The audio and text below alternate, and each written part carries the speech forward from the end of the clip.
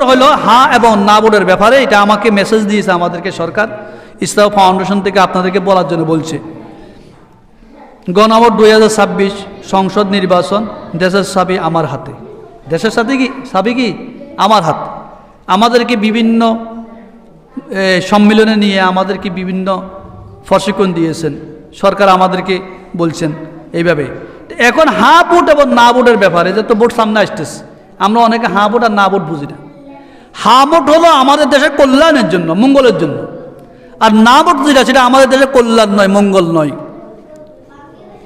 সংক্ষেপে আমরা মনে করি না ভোটটা হলো বিগত 16 বছরের ভিতরে আওয়ামী শাসনকালে যা যা ঘটেছে, ক্ষমতায় থেকে তারা অবৈধভাবে যে সমস্ত আইন প্রণয়ন করেছে, যত নীতিমেলা আমাদেরকে দিয়েছে, তার এককভাবে সিদ্ধান্ত দিয়েছে, ওই কাজগুলো আমাদের দেশের জন্য ক্ষতি হয়েছে, সেইগুলোকে নির্মূল করার জন্য হলো কি হ্যাঁ ভোট।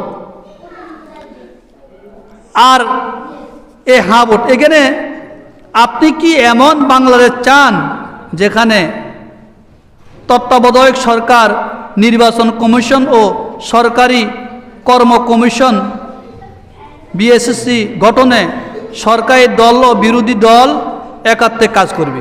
শুনুন না, মানে তত্ত্বাবধায়ক সরকার, নির্বাচন কমিশনার, সরকারি কর্ম কমিশন, এগুলা গঠন করে দলীয় বিদলীয় সবাই একসাথে কি করব? কাজ করব। একসাথে কি করবে? কাজ করবে। এই এক। 2 নম্বর, সরকারি দল ইচ্ছা মতো সংবিধান সংশোধন করতে পারবে না।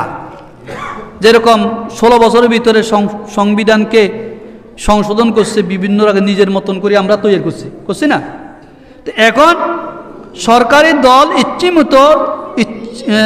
ইচ্ছে মতো সংবিধান সংশোধন করতে পারবে না। সংবিধান সংশোধন করতে হলে নিজের মন মতো পারবে না, তার বিরোধী দলও কি লাগবে। যে দল ক্ষমতা আসবে তিনি এবং তাদের সাথে যারা আছে সবাই মিলে কি মানে সংবিধান কি করে সংশোধন করবে। এক, সংবিধানের গুরুত্বপূর্ণ পরিবর্তনের ক্ষেত্রে, সংবিধানের গুরুত্বপূর্ণ পরিবর্তনের ক্ষেত্রে গণভোটের বিধান চালু হবে। এবং সংবিধানের কোনো গুরুত্বপূর্ণ কাজ যদি থাকে, যদি আমরা চাই সংবিধানের কোনো গুরুত্বপূর্ণ পরিবর্তন যদি করতে চাই, তাহলে আমাদের গণভোটের কি হবে? দরকার হবে, গণভোট লাগবে। গণভোটের মাধ্যমে কি পরিবর্তন করতে হবে। বিরোধী দল থেকে ডেপুটি স্পিকার এবং গুরুত্বপূর্ণ সংসদীয় কমিটি সমূহের সভাপতি নির্বাচিত হবে। যত মেয়াদে হোক, কেউ সর্বোচ্চ 10 বছরের বেশি প্রধানমন্ত্রী থাকতে পারবে না। যেরকম আওয়ামী লীগ অনেক বছর ছিল কি না? ছিল, ভোট ছাড়াও ছিলেন। কিন্তু যে কোনো সরকার আসুক, জামাত আসুক, বিএনপি আসুক, যে কোনো দলের আসুক, আসলে 10 বছরের উপরে ক্ষমতা থাকতে পারবে না, পূর্ণ ভোট দিতে হবে। এটা হলো হ্যাঁ ভোটের যুদ্ধ। সংসদে নারীর প্রতিনিধিত্ব পর্যায়ক্রমে বাড়বে, কমবে না। একটা, ক্ষমতার ভারসাম্য প্রতিষ্ঠার জন্য পার্লামেন্টে একটি উচ্চকক্ষ গঠন হবে। দেশের বিচার ব্যবস্থা স্বাধীনভাবে কাজ করবে। দেশের বিচার ব্যবস্থা যেটা স্বাধীনভাবে কাজ করবে।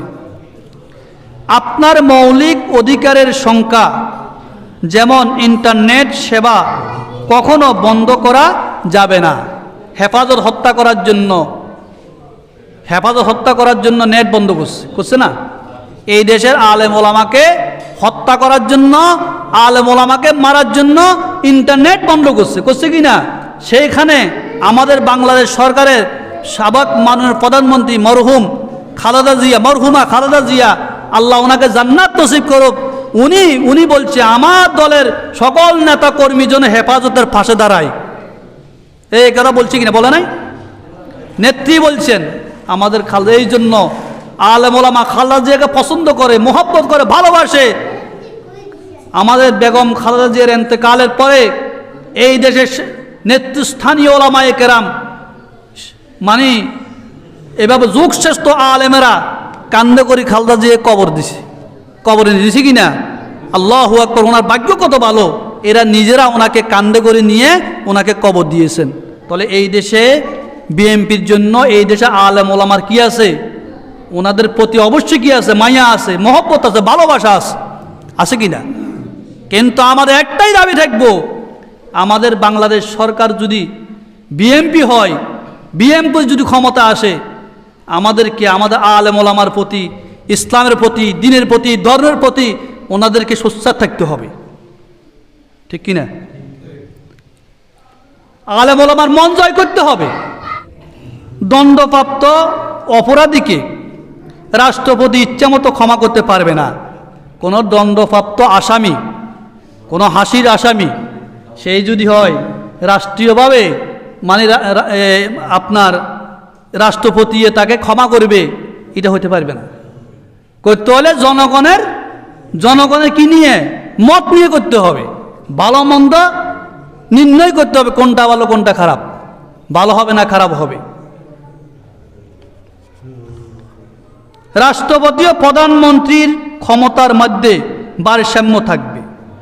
বাংলা রাষ্ট্রভাষার মর্যাদায় থাকার পাশাপাশি অন্যান্য জনগোষ্ঠীর ভাষাও সংবিধানে স্বীকৃতি হোক। আমাদের বাংলা ভাষার মাতৃভাষা, আমাদের বাংলা ভাষার সাথে আরও অন্য যে সমস্ত ভাষাগুলো আছে সেই সমস্ত ভাষাগুলোরও কি গুরুত্ব দিতে হবে, হবে কি না? তাহলে এই যে এই কথাগুলো কি খারাপ? কথা বলেন, ভালো না খারাপ? ভালো। এগুলো হলো পক্ষের, কি পক্ষের? তাহলে এটা কোনো দলের কোনো দলের নয়, এটা আমাদের সবার। আপনি জামাত বলেন, বিএনপি বলেন, জাতীয় পার্টি বলেন, আমরা যারা আছে আমাদের সবার। আমার দেশকে যদি শান্ত করতে হয়, দেশকে যদি নিয়ন্ত্রণ আনতে হয়, দেশের স্বাধীনতাকে যদি রক্ষা করতে হয়, দেশকে যদি অশান্তি মুক্ত করতে হয়, আর দেশের কল্যাণ যদি আমরা চাই, তাহলে আমাদেরকে হা ভোট দিতে হবে। কি ভোট দিতে হবে? হা ভোট। এই হা ভোট যদি না দিয়ে আমরা আবার আমাদের দেশে ওই অরাজকতা থেকে যাবে। অরাজকতা কি থেকে যাবে? থাকবে না? এই জন্য এই বিষয়গুলা আমাকে বলছে, আমাদেরকে মেসেজ দিয়েছেন, সরকার বলছে আমাদেরকে বুঝিয়ে দেওয়ার জন্য। এই জন্য আমরা আপনাদেরকে যতটুকু পাচ্ছি বুঝাবার চেষ্টা করি। আপনাদেরকে বুঝতে হবে, আপনাদেরকে বুঝতে হবে, ঠিক আছে? আমাদের সামনে যে ইলেকশন আসতেছে, আমরা খবরদার কখনো মারামারি হানাহানি করব না, খবরদার কেউ কোনো দাঙ্গামা হাঙ্গামা করব না। প্রত্যেকে প্রতি আবান অবস্থাতে আমরা কি ভোট দিব? কি দিব? আমরা ভোট দিব। এখন আমাদের গণভোট আমরা যাকে মনে চাই আপনার দেন, কিন্তু হ্যাঁ ভোটটা দেওয়ার জন্য কি করবেন? সঠিকভাবে দেওয়ার জন্য চেষ্টা করবেন। আমাদের মা বোনদেরকেও বুঝাই দিবেন। আল্লাহ